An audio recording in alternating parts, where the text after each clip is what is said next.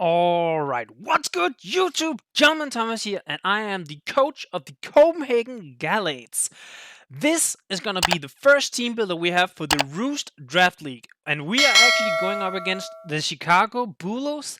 And the Chicago Bulus, it's coached by the owner of the league himself, Honch.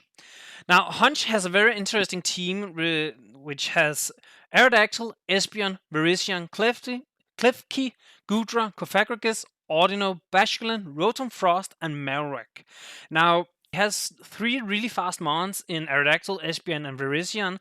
And then Basculin, while not being the greatest mon, does have a speed tier that is good for his team. But on the other hand, I don't think he's going to bring it all that often. So it actually drops, in my opinion, from 108 down to 86, which is kind of an unfortunate drop because a lot of mons that like to run Choice Scarf or like to be offensively threatening mons are typically in that speed tier under 110 and above 90. So he's gonna have a couple of issues, in my opinion at least, to kind of deal with those mons.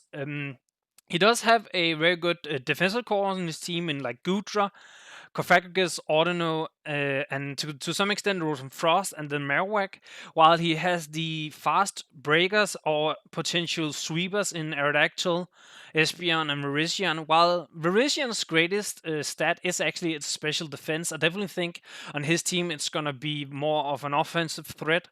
And then he has Klefki as a really good support mon, and to some extent also Ordino. Ordino with some Wish passing, some Thunder waving. It can actually be a really annoying mon for some teams to deal with. Also, by the way, this is my first team builder for this league, but I'm also kind of trying something new with this team builder now. I want to try and go through team builders faster than normal, while this one particular, this first one, might take a little bit longer because I have to get used to it. I have to work out the kinks about it. Plus, I want to introduce some new stuff here and there. So as you can see, I still have my team on the left and my opponent's team on the right, and I have the coach's name and have both our logos and everything. I think this looks really good. But as mentioned, about Hunch's team is it has those gaps, and it has like a clear offensive core and a clear defensive core with some support mons. Now, I think he has a good chance of bringing Aerodactyl, Espion, Verisian, Klefki, Gudra, and Rotom Frost. I think those mons are like the biggest chances for him to bring potentially Cofagrigus over maybe Aerodactyl or something like that. I don't see Ordino coming. I don't see Basculin coming. Marowak would pretty much only be to have Stealth Rocks on the team, and he doesn't want to bring it on Aerodactyl. Rotom Frost, I think he's definitely going to bring. It's one of the biggest threats to my team. I don't have a mon that can actually handle both its dual stabs. I think he would bring Aerodactyl, though. While I have a mon that's faster than Aerodactyl, it's still faster than the rest of my team by quite a lot. So therefore, he could bring it, and he could bring it Adamant because he's not going to outspeed my Barraskewda anyway. So therefore, he can bring it Adamant because he's going to outspeed Raichu no matter what. And then Espion. Espion is just a great breaker. While I do have one mon in Center Water, I can kind of close it down a little bit because it doesn't get access to any super effective moves that's not a hidden power move. It can still deliver like a hefty attack with hidden power fighting because remember, hidden power moves are allowed in this league. Now, some useful info about Honch's team is he has two Stealth Rock setters in Aerodactyl and Marowak. Now, he also actually has a Spiker in Klefki and a Toxaspike setter in Cofagrigus. Then he has three Defoggers in Aerodactyl, Klefki, and Rotom Frost. And he actually has two Heal-based users in Espion and Ordino. Now, as I mentioned, which I should actually probably just pop to this page a little bit earlier, with what I think he's going to bring, I think Aerodactyl with Rocks is my highly likely, and then I think Klefki is going to be the defogger because I think his Rotom Frost is either going to be Scarf or it's going to be Nasty Plot setup. And then I think potentially a Specs Espion or a Life Orb Espion and a set of Verisian is very likely. Maybe an AV Gudra just to stop any potential special attacking mons I have. But that's overall what I think he's gonna bring. Now he could bring whatever, because again, I don't fully understand low tier draft league yet. In a couple of weeks, I might have gotten a bit of like, okay, this is how people typically would play. So look forward to that. Now, the first one I decided to bring for my team this week is gonna be the captain Lucario, also known as Impulse. Now, Lucario is gonna be holding the life orb, which means the holder's attacks do 1.3 damage, and it loses 110 of its max HP after the attack. I went with the Justified ability because I don't see any merit in bringing Steadfast or Inner Focus because Honch doesn't have any typical flinching mons on his team. Uh, and while he also actually doesn't have a dark type, he has access to a couple, like few dark type moves I can maybe get a hit off on. But generally, I don't think any of the abilities on Lucario would matter much this week. So I just went for the one that I think has a chance to proc. Now, I'm gonna go with the Jolly Nature and Lucario with 32 HP, 252 attack, 0 defense, 0 special defense, and 224 in speed. This allows me to outspeed anything that is called Rotom Frost and below. And the reason for that is quite obvious. That it's what I can outspeed. Plus, being able to outspeed the Rotom if it's not Scarf is actually going to be really good for Lucario. And I do have some options for the fastest mons, but you can see this with the moveset here. So the moveset is going to be Crunch, Bullet Punch, Close Combat, and Sword Stance. Now, Crunch is primarily there for the Cofagrigus, and actually that's almost the only thing it's there for. Like, I don't really see myself clinging on against any other mons. Bullet Punch is for Aerodactyl, Espeon. They both take a lot of damage. Even Virizion actually takes, I think at +2, they take around 70% damage or something. So Lucario is going to be really good this week. And then Close Combat for the big bad stab for anything that's slower than me that's not called Cofagrigus. That's just what I'm going to hit with. Lucario, depending on what Honch brings, can be either the mid-game breaker or the end-game sweeper. I would have to gauge that throughout the match. Now, the second one this week is going to be Bear Scooter, also known as Jaws. Bear Scooter is going to be holding the Choice Band. The holder's attack does 1.5, but it can only select the first move it executes. I opted for the Propeller Tail ability. This Pokemon's move cannot be redirected to any different target by any effect because I don't see any way, shape, or form I activate Swift Swim, but at the same time, Propeller Tail doesn't really do anything for me either. It's just an ability that's going to be there. It's the Jolly Nature with 48 HP, 252 attack, 0 defense, 0 special defense, and 208 in speed. Now, this should let me outspeed the Aerodactyl, but I'm actually a little bit uncertain. Maybe I should quickly look at this. If it's speed crept to outspeed an Aerodactyl, the speed creeps one of my mons, or if it's just Aerodactyl in general. I can't fully remember. But basically, Bear Scooter with the moveset of Ice Fang, Flip Turn, Liquidation, and Close Combat is gonna come in, it's gonna click a move, and it's gonna go out, or it's gonna kill something. That's the only thing it's gonna do. Even a Choice Band Liquidation to Virizion or Gudra, which are his 2 resists, and then Basculin, of course, actually does like 40%. So, and Gudra doesn't get any reliable recovery, and Virizion can get Synthesis, but if it's Synthesis and I go into one of my other mons, I can really pressure his team a whole lot. I have Flip Turn for the Memento, I have Ice Fang for the Virizion and the Gudra, and then I have Close Combat for Ordino and the Rotom Frost primarily. I did think about going for Throat Chop or Crunch or whatever for Cofagrigus, but actually I do enough liquidation that I don't necessarily need it. And if he brings a max defensive Ordino, I actually can do more than 50% without Close Combat. So that's why I opted for it. And then at the same time, if I can lock myself into Close Combat because the Rotom Frost is coming in, that's going to be a huge bonus for me. Now, the third mon this week is going to be Sigilyph, also known as Osiris. Sigilyph is going to be a Choice Scarf user, which means the holder speed is 1.5, but it can only select the first move it executes. My bad. It's going to be the Tinted Lens ability. Now, I opted for Tinted Lens because while Magic Guard would prevent me from taking in damage from rocks, which would be really, really nice, he does have a couple of mons that resist both stabs on Sigilyphs. So therefore, I thought Tinted Lens is the better option right now in this matchup, because if I go for, like, let's say an Air Slash, which, yes, I have Air Slash this week, I'm just gonna go quickly mention it later. And he swaps into Aerodactyl, Klefki, or Rotom Frost. I still do a lot of damage. The same goes with Psychic against his Klefki, Psychic against his Espeon. I do a lot of damage. Now, the nature we have here, it's a little bit risky because it's a modest nature with 56 HP, 0 defense, 252 special attacks, 0 special defense, and 200 speed. Now, the reason why I went for this is because if he speed creeps his Rotom to outspeed whatever he can outspeed and not just max speed, I still outspeed if both of us are Chescarf. Now, if he's max speed Rotom, Timid 252, he actually outspeeds my Sigilyph, so it's a risk on my part, but at the same time, I'm kind of willing to risk it because Lucario does carry Bullet Punch, so I can always out-prioritize the Rotom. And if he's a substitute, well, it is what it is, I guess.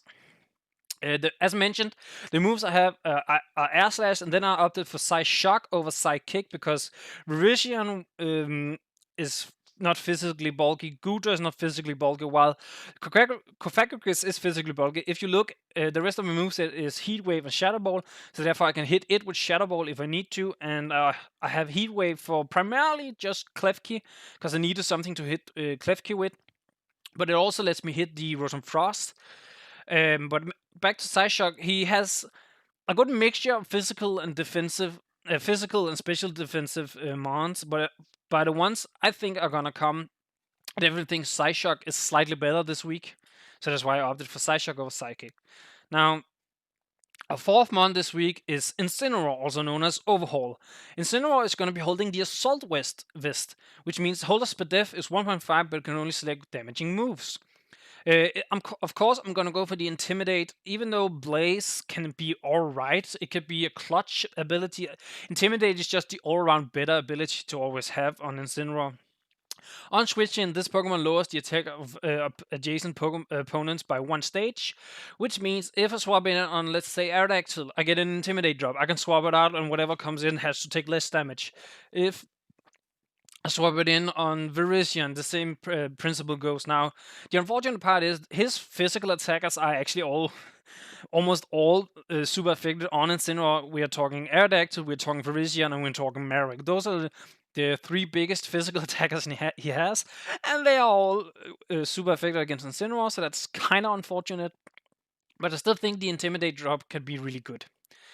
Now, I opted for the Careful nature for Incineroar with 248 HP, 0 attack, 44 defense, 204 special defense, and 12 in speed. Now, the 12 in speed is simply just to outcreep something that wants to creep Incineroar. Mostly his Marowak, if you want to bring an offensive Marowak and he's like, okay, I can outspeed Incineroar, let me just do that. I have 12 in speed to try and see if I can outcreep it, but I didn't want to sacrifice too much on Incineroar's bulkiness this week because originally I thought about going for a Jolly Incineroar that had enough speed to just outspeed Klefki, but I kind of felt I was ending up lagging in the special bulk because this mon is supposed to take hits from Espeon, it's supposed to take hits from Gudra, potentially Klefki, potentially Rotom if I needed to. So this is gonna like really a lot is gonna ride on Incineroar this week, which also means that the next mon not the last mon I'm bringing, which has Steefog, a lot of it is also going to ride on that mon's shoulders because I have to make sure the hazard stays off the field. Now, the moveset for Incineroar, I opted for U-turn, knock off for stab. I went Blaze Kick over Flare Blitz just because I don't want to get the recoil, and I know Fire Punch is 100% reliable, but I feel like the slight extra hitting power you get with Blaze Kick is just better. Then I went for Drain Punch for just overall healing ability. It's not really necessarily good against anything. Like the only mons it's super effective against is Audino and Rotom Frost, and Rotom Frost I can already hit with Blaze Kick, and Audino I guess Drain Punch would be fine for. But I feel like Knockoff is just the overall better option. But that's Incineroar this week. A lot is riding on his shoulders to make sure I don't just straight up die to his special attackers. Now, that was Incineroar on the special bulk. So now for the physical bulk, we have Milk Tank, also known as Zubagao. Another thing is going to be holding the leftovers. At the end of every turn, holder restores 1/16 of its max HP. Thick Fat ability, which means fire and ice type moves against this Pokemon deal damage with half attacking stat. So that's a kind of semi counter to Rotom Frost's ice move in Blizzard. It's actually going to be an impish nature. So while I said it does have a semi counter to Rotom Frost, it's actually meant to be a more physical counter for some of his attackers in Aerodactyl. Not so much Virizion, preferably not Virizion at least, but Marowak as well. It has 248 HP, 0 attack, 140 in defense, 120 in special defense, and 0 speed. Now, it can take 3 Stone Edges from a non-boosted Aerodactyl, so I can kind of wall Aerodactyl fairly well because the moves I'm bringing are Ice Punch, Body Slam, Milk Drink, and Stealth Rocks. So Ice Punch is just to hit the Aerodactyl, but it also hits the Virizion, it hits the Goodra, it hits the Marowak, so I can kind of hit the mons I need to hit. Body Slam is both for stab, but also if I can get any paralysis on opponents, that can be really good. Now, I'm not banking on getting paralysis because the last mon I'm bringing kind of prevent that a little bit, so you can probably kind of guess which mon it is. I have Milk Drink for recovery. It's the best recovery move, in my opinion, in the game, maybe together with Roost. Then I have Stealth Rocks just because the extra chip, potentially breaking a couple of sashes if he has that, can be really good for my team. Now, the last mon this week is, to some extent, going to be maybe the most important of everyone, and I'm very, very excited to see how it's going to do, because okay, I forgot to put the animation on him. Dang it. But I'm very excited to see how he's going to do. As you can see here, it's the Galarian Weezing, also known as Dimmadome. Now, the reason why I'm so excited, he's holding a black sludge. Each turn, if a holder is a poison type, restores 116 max XP, loses 1/8 if not. But the really exciting part about him is I'm bringing Misty Surge. Now on switching, this Pokemon summons Misty Terrain, and the reason why I'm bringing this over Levitate or over Neutralizing Gas is simply because of his Klefki.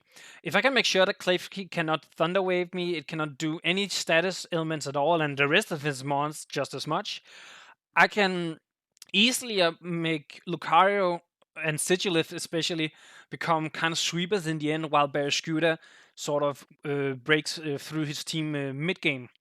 So Misty Surge is basically just there to make sure my team doesn't get stopped in their momentum. Now, Weezing is going to be the Calm Nature with 248 HP, 80 defense, 0 special attack, 180 in special defense, and 0 in speed.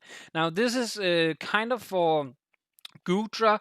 If Virizion is especially offensive, this is also really good against Virizion. Now, I do think his Virizion is going to become physically offensive with potentially Sword Stance.